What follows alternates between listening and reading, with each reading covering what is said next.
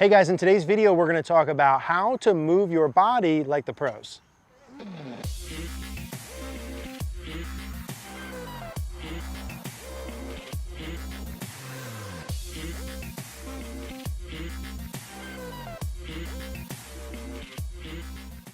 All right guys, so let's talk about how to move your body like the pros.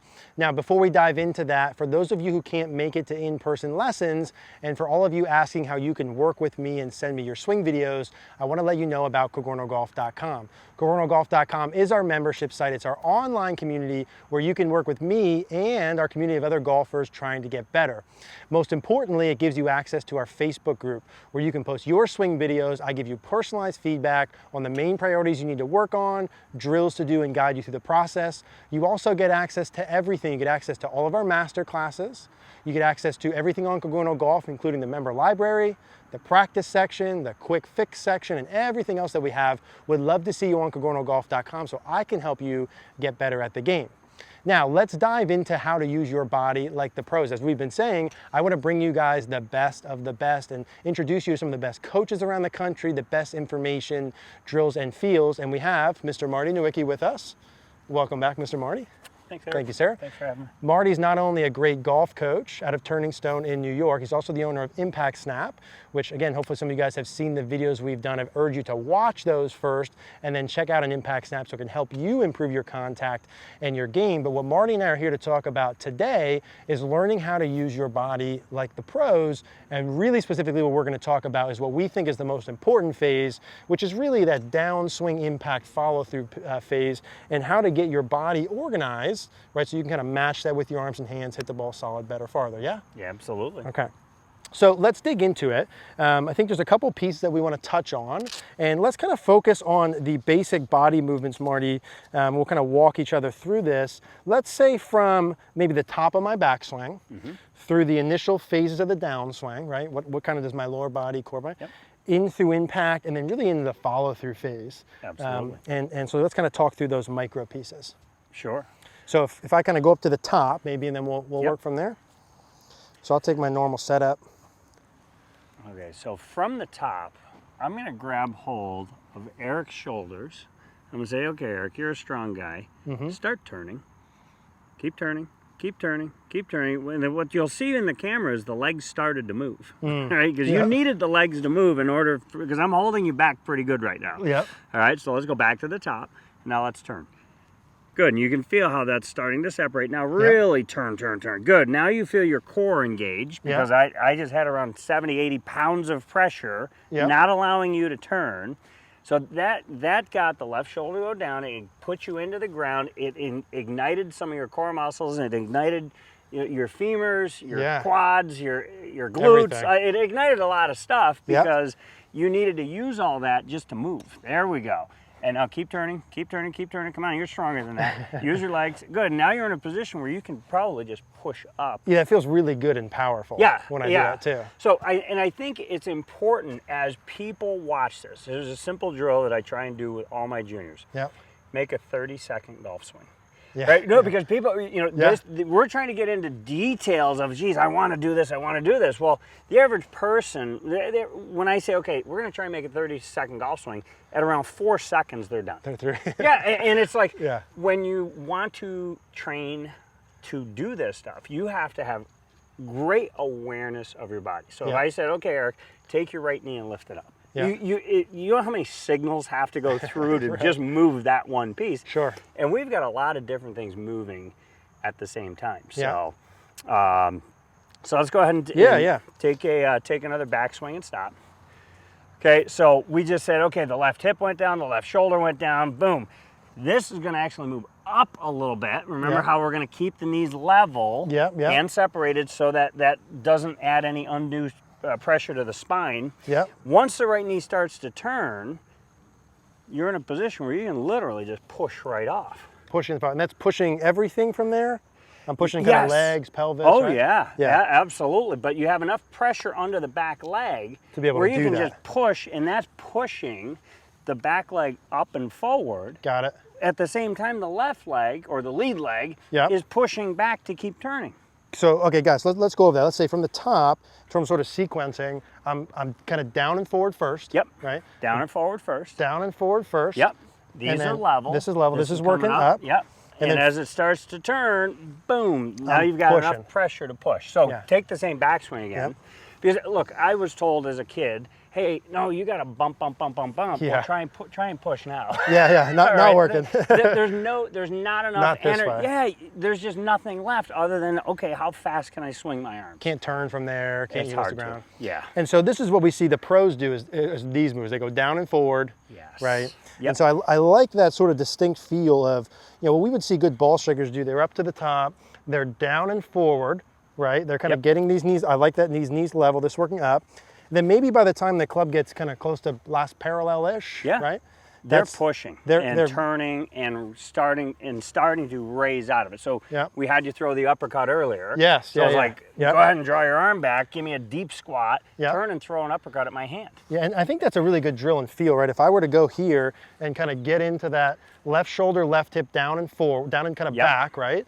The right leg and the knees are coming up forward. These are pretty much the same level. Pretty much level. So if I was at 0 degrees here and I turned around 45 degrees, kept them level and the same distance and bent, you'll feel enough pressure on your back foot to where you now want to push up. So if the weight goes too soon to the left, nothing to push. Well, I've got one leg to push. Yeah, right. Yeah. Can't push off the right side. Right.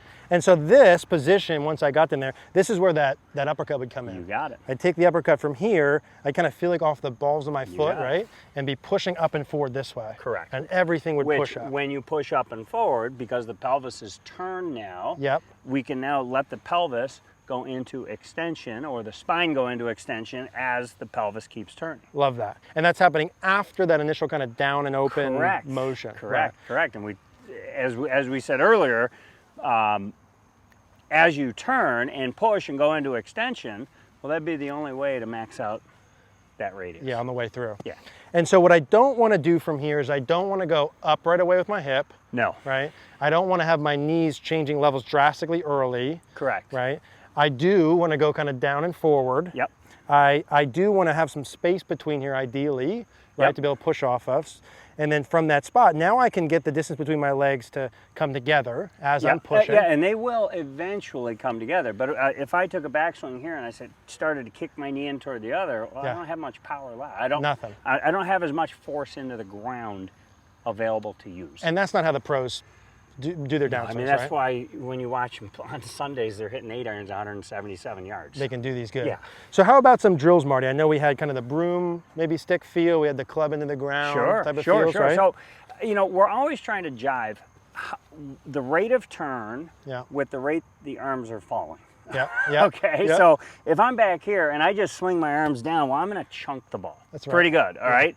So I have to be able to blend the rate of turn, and if I turn, I don't want the club to go outside. Right. So as I'm starting to turn, I also want the club to shallow. Yes, sir. So that if I turn, by the time we get near impact, from down the line, we should be able to see quite a bit of the left leg. Yep. And I'm in a position where when the club's about parallel to the ground, I'm pushing off. At that moment, if I were hitting one that way, when the club's parallel to the ground, normally we see the hands in line with the ball. And from this side, they can probably see that right quad, right? From there. Exactly. It's turned out, now you can just push right through the ball. And so if someone's at home, right? Let's say they're watching this, they're like, all right, Marty, Eric, I get that. That's cool, right? Yeah. How do I start the process? I would do a couple simple things. First, put the club on top of your knees and just turn 45 degrees staying with level knees. So this knee, that's it. So the back knee is going to have to come up. If the knees aren't level or if they get too close to one another, A, is going to feel awkward. B, you're going to lose power. But if the knees don't stay level, you're going to start adding stress to your lumbar. And that puts you in a good position to be able to push out of later.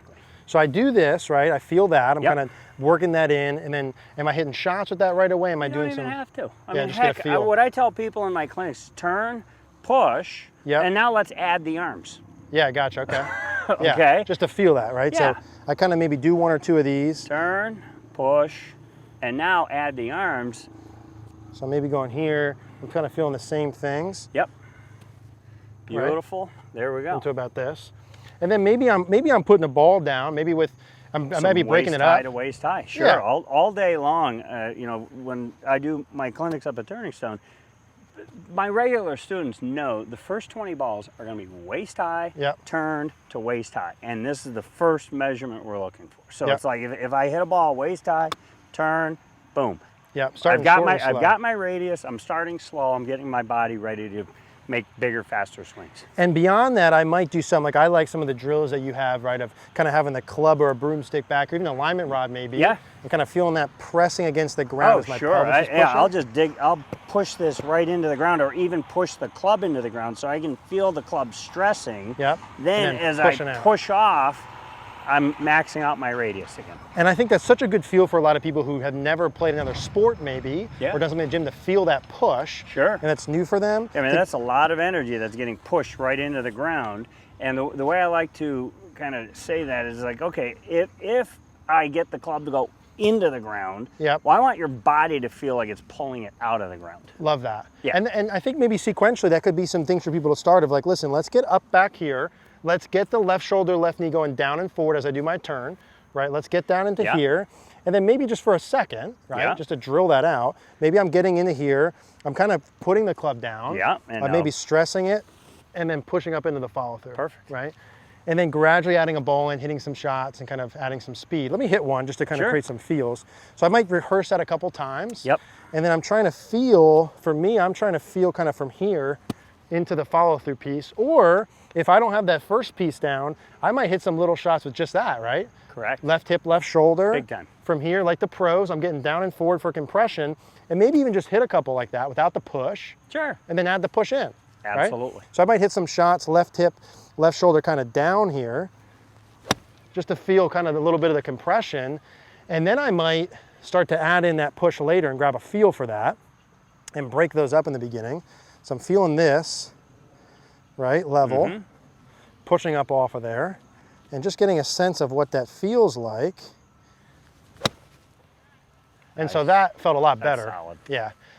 And so simple kind of drills and feels, right? I think part one is getting the understanding of what are the pros doing with their body motions. Well, their left hip is going down with their shoulder and around. Yep. They are gaining the flex of both of the knees. Yep. They are pushing up later, yep. right? And then the key of part two is how do you start to drill those in? What we're saying is go short and go slow, hit some short shots with it, probably then supplement video. Well, absolutely. I mean, you get the live view or you film yourself, and you know the 30-second swing is going to take a long time. It'll seem like it takes forever. Cool. And then when you actually time it, you'll be like, oh, wow, that was only 6 seconds. It looked pretty normal. Yeah, exactly. So. Marty, thank you, man. I appreciate that. Thanks, buddy. Good to be with you. Got it. Hey, guys, thanks for watching today's video. If you liked the video, do us a favor, click the like button down below. Click the notification bell. Also, please subscribe if you haven't. Another reminder, every Monday at 5 p.m. Eastern Standard Time, we are live here on YouTube for Rapid Fire Golf. We'd love to see you guys there.